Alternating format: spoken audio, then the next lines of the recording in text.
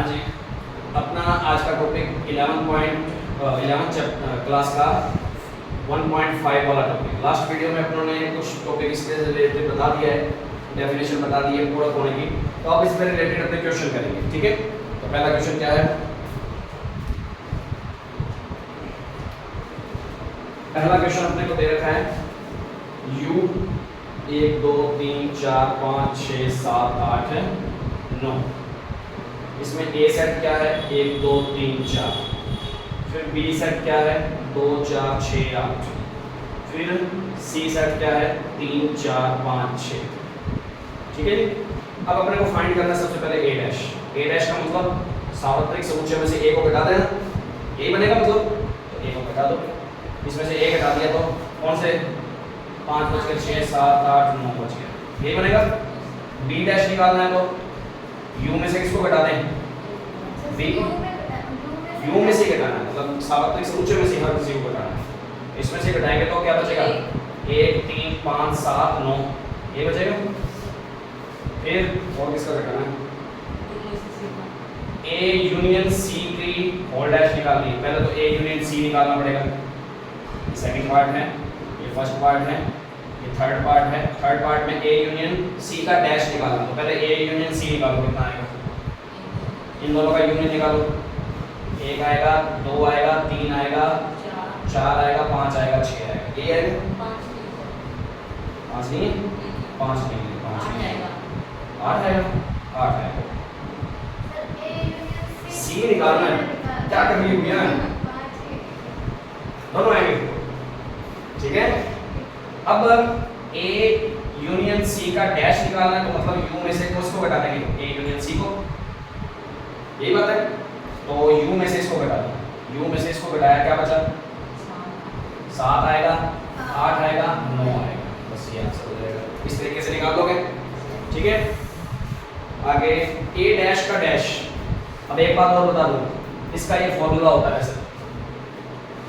किसी का पहले डैश निकाल दिया, फिर उसका फिर से डैश निकाल दिया, तो वो उसी सेट के बराबर होता है। ये फॉर्मूला नोट भी कर लेना चाहिए, ठीक है। बाकी फिर भी 2-3 फॉर्मूले भी और भी लिखा दूंगा मैं इससे रिलेटेड। और a डैश का डैश निकालना है, इसका फोर्थ।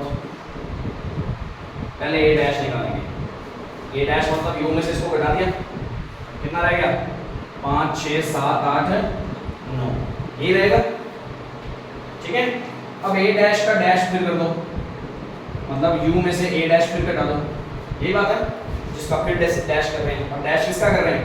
a डैश का, तो इसमें से घटा देंगे। अब a डैश को घटा दो, u में से इसको घटाया, 1 2 3 4 ही रह गया। ये कौन आपस में एक ही दोबारा। तो ध्यान रखना, किसी का डैश करते हैं ना, तो कोई सेट दोबारा आ जाता है। p के डैश का डैश करेंगे तो p के इक्वल आ जाएगा, c के डैश का डैश करेंगे तो c के इक्वल आ जाएगा। बात समझ आ रही है? ये ध्यान रखना। उसके बाद b माइनस c निकालो, फिर उसका डैश निकालना है। पहले b में से c घटाओ, क्या बनेगा? b में c के कोई अवयव पड़ेगा? 6 पड़ा है और 4 पड़ा है, घटा दो उसको, तो क्या रह गया? 2 और b में रह गए 2 और 8, वही रहने। अब इसका डैश निकालना है, तो u में से b माइनस c घटा देंगे। यही बात है। तो b माइनस c ये u में से घटा दो, क्या रह जाएगा? 1 रह जाएगा, 3 रह जाएगा, 4 5 6 7 9 ये रह जाएगा। ऐसे आंसर निकाल लें, तो प्रॉब्लम तो नहीं, नोट करना तो चलो।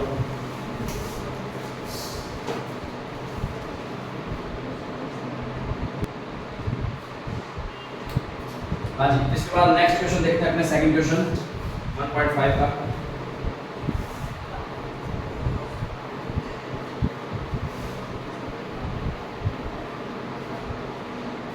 का क्वेश्चन सेकंड। हाँ जी, क्वेश्चन के अंदर a b c d दे रखा है और इन सभी के पूरक निकालने हैं। ये तो निकाल ही सकते हो, सिंपल है, माइनस कर करके सभी का डैश ही तो निकालना है, निकाल सकते हो। हाँ, u में से माइनस करके सभी के a डैश निकाल लेना, b डैश निकाल लेना, c डैश, क्योंकि बोला ना उसने समुच्चयों का पूरक निकालें, तो जितने भी समुच्चय दे रखे हैं उनका पूरक निकालना। अगला क्वेश्चन को पढ़ो। प्राकृत संख्याओं के समुच्चय को सार्वत्रिक समुच्चय मानते हुए, सार्वत्रिक समुच्चय किसको मानना है? प्राकृत संख्याओं। प्राकृत संख्या मतलब नेचुरल नंबर की सेट को 1 2 3 डैश डैश डैश इनफाइनाइट तक। यू ये हमारा होगा। ठीक है, अब वो कह रहा है समुच्चय का पूरक ज्ञात करना। तो पहला सेट क्या है, ए सेट बोल देता हूं मैं उसको, ये नाम नहीं दिया होगा तो ऐसे लिखना। तो x एक प्राकृत संख्या है, प्राकृत या समप्राकृत, समप्राकृत संख्या, प्राकृत सम संख्या। तो सम का मतलब कौन सा है, ये 2 4 6 8 डैश डैश डैश। तो a डैश क्या आएगा, u में से एक घटाने पर, तो u में से एक घटाना 1 3 5 7 डैश डैश डैश, यही चलेगी विषम संख्या। तो हिंदी में लिखना चाहो तो हिंदी में लिख लो इसको, विषम में सम प्राप्त होगी। तो इसका हिंदी में आंसर देना चाहे तो ऐसे हिंदी में, क्योंकि क्वेश्चन हिंदी में दे रखा था, क्वेश्चन हिंदी में तो आंसर भी हिंदी में मांग सकता है। प्राकृत विषम संख्या, बात समझ आ रही है? Problem second option, second question इसका क्या है, एक प्राकृत विषम संख्या है, तो विषम में कौन सा आंसर आ जाएगा, सम वाला हो जाएगा। Very good. नेक्स्ट, 3 का एक धन गुणज, थर्ड करवा रहा हूं, 3 का धन गुणज, धन मतलब प्लस वाले, तो 3 6 9 12 डैश डैश डैश ये चलेगा। तो a डैश क्या आएगा, u में से एक घटा देंगे, u यही है। ठीक है, तो a डैश कितना आ जाएगा, 1 2 4 5 7 9 7 8, इस तरीके से चलेगा। प्रॉब्लम तो नहीं? नेक्स्ट, नहीं कोई जरूरी नहीं, जिसका बता सकते हो उसको बनाना तो सीख ही लो कम से कम। तो विकल्प को ऑप्शनल वाले क्वेश्चन करने पड़ जाए कभी कहीं, ये एफएसआर वाले क्वेश्चन तो आते ही नहीं, उसके अंदर क्या पता ऑप्शन में ऐसे लाइन बना के दी हो, ऐसे दी ही ना हो। ठीक है, तो बनानी आनी चाहिए। क्या कहते हैं, हाँ वो अपनी मर्जी, उसमें कोई फर्क नहीं पड़ेगा। ए समुच्चय कौन है, x एक अभाज्य संख्या, अभाज्य कौन सी होती है, जो खुद के टेबल में आती है, 2 3 5 7 11 15 है ना, 11 13 19 डैश डैश डैश, इस तरीके से दिखा देना ना। ये भी पंगा है, इसमें कौन सी आएंगी, 1 आएगा, 4 आएगा, 6 आएगा, 10 आएगा, जो भी है। हाँ जी, विषम भी तो 1 आ रहा है, दोनों में फर्क आ गया। नेक्स्ट, 3 और 5 से विभाजित होने वाली एक संख्या, ये सेट कौन सा बनेगा, 3 और 5 से विभाजित कौन सी होती है, हाँ जी 3 और 5 लिखा है ना, हाँ 3 और 5 का मतलब पता है, मतलब जो 3 से भी हो और 5 से भी, 3 या 5 लिखा होता तो उसका मतलब जो 3 से भी आने वाली है 5 से भी आने वाली दोनों ही लेनी है, उस टाइम पे ये मतलब होता है। 3 और मतलब 15, जैसे 15 दोनों से होता है ना, वो लेनी है। और मतलब 15 के पढ़ाई वाली सारी आएंगे, कहने का मतलब ये है 30 और a dash u minus a 1 2 3 4 5 6 कहाँ तक, 14 तक, 14 के बाद 16, इस तरीके से पता लग जाएगा उसको 15 कर लोगे। नेक्स्ट, सारे कर लोगे बिल्कुल इस तरीके से कर लोगे ना। 8वां देखो, 8वां घन का मतलब क्यूब, क्यूब वाली, ठीक है, 1 8 27 64, इस तरीके से ये संख्या a में आ जाएगी, फिर a डैश में इसको छोड़ के बाकी सारी लिखेंगे। समझ आ गई बात? ऐसे ही समीकरण में क्या करोगे, x + 5 = 8, x का मान कितना आ गया,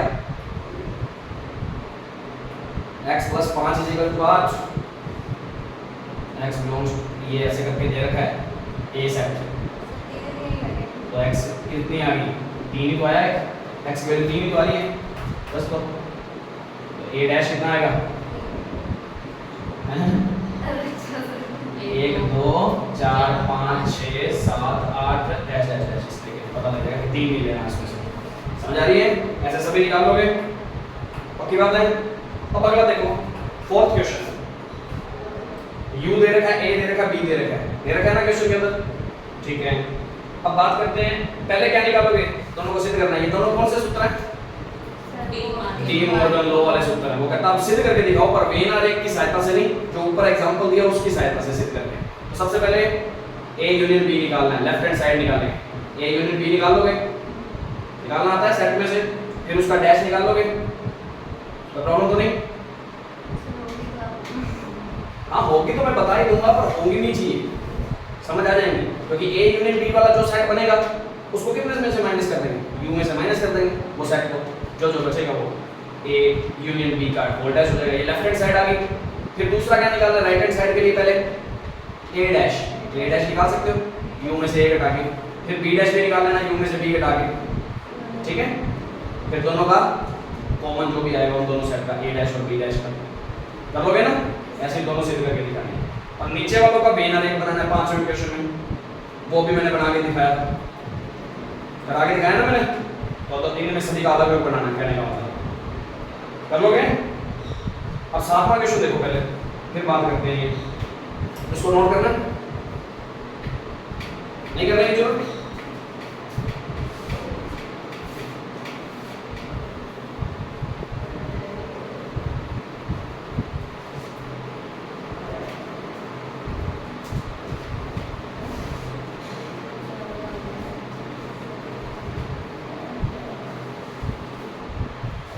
देखो पहले चलो छोटा ही बता देता हूं, तो ब्लैक बोर्ड खाली हो गया, व्हाइट बोर्ड खाली हो गया। छठा क्वेश्चन क्या है, मान लीजिए किसी समतल में स्थित सभी त्रिभुजों का समुच्चय एक सार्वत्रिक समुच्चय है। तो U कौन है, U कौन है, सभी त्रिभुजों का समुच्चय,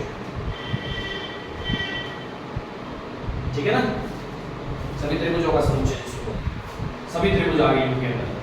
अब आगे क्या बोलता है, एक इसको बोला है एक उन सभी त्रिभुजों का समुच्चय जिसमें कम से कम एक कोण 60 डिग्री का है, 60 डिग्री से भिन्न है।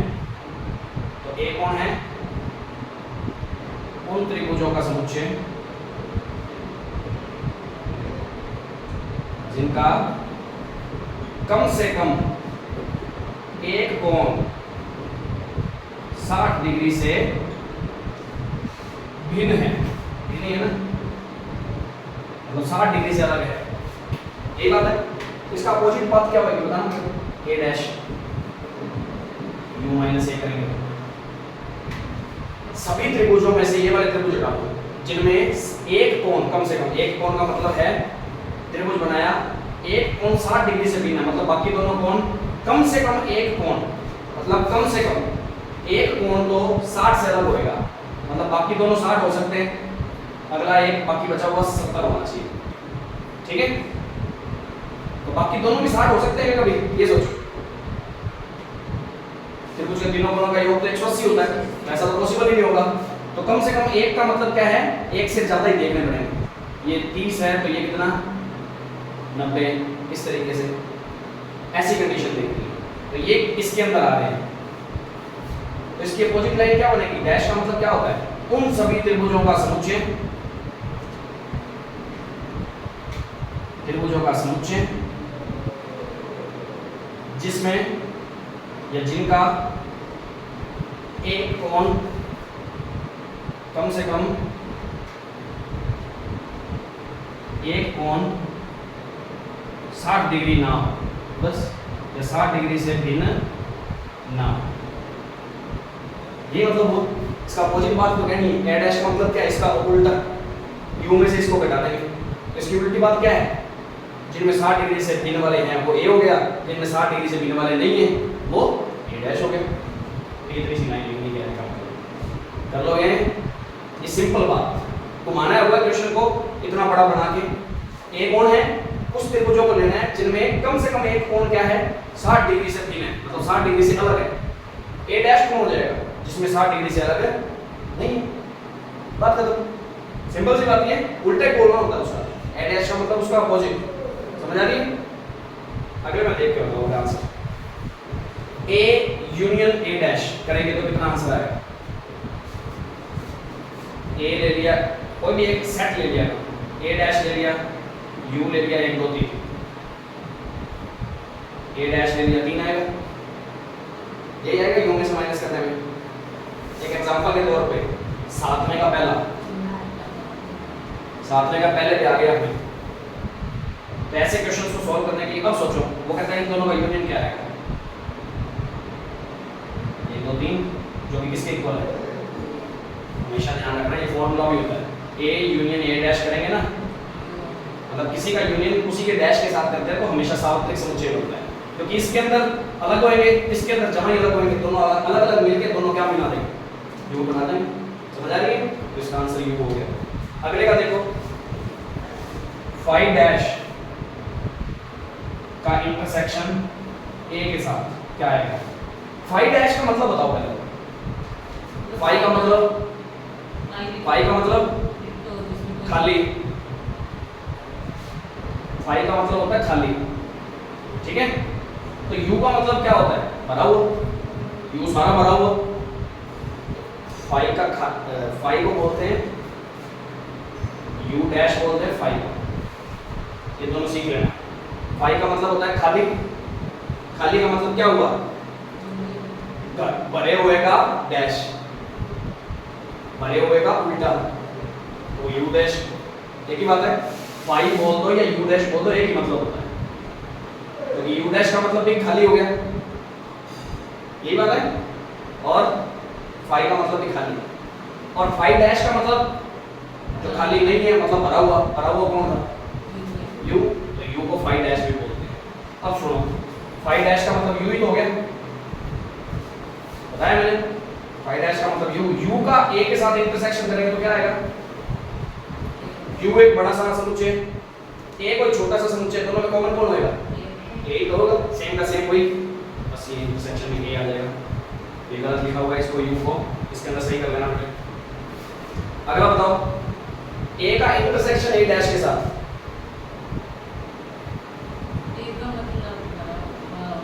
ये रहा a का डैश, ये रहा, इन दोनों में इंटरसेक्शन कोई होगा क्या कभी, क्योंकि होएगा ही नहीं। a डैश कौन होता है जिसमें a होता ही नहीं, a को हटा ही तो दिया जाता है, फिर इनका इंटरसेक्शन हमेशा क्या आता है 5।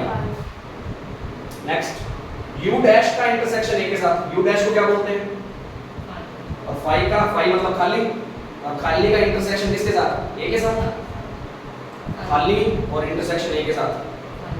खाली सेट है एक और एक ये सेट है, दोनों में कुछ कॉमन होगा ही, तो इसका मतलब है 5 आएगा आंसर। बात समझ आ गई? तो ये अपना क्या कंप्लीट हो गया, 1.5 कंप्लीट हो चुकी है, और इसके अब विविध के क्वेश्चन रह गए हैं, बाकी सारे ये क्वेश्चन कंप्लीट हो चुके हैं। तो 1.5 तक अपना कंप्लीट। कोई भी प्रॉब्लम लगे तो आप कमेंट बॉक्स में बता सकते हैं। ज़्यादा से ज़्यादा वीडियो को शेयर और लाइक जरूर करवाएं, वीडियो अच्छी लगी हो तो, और सब्सक्राइब भी करवाएं चैनल को। Thank you.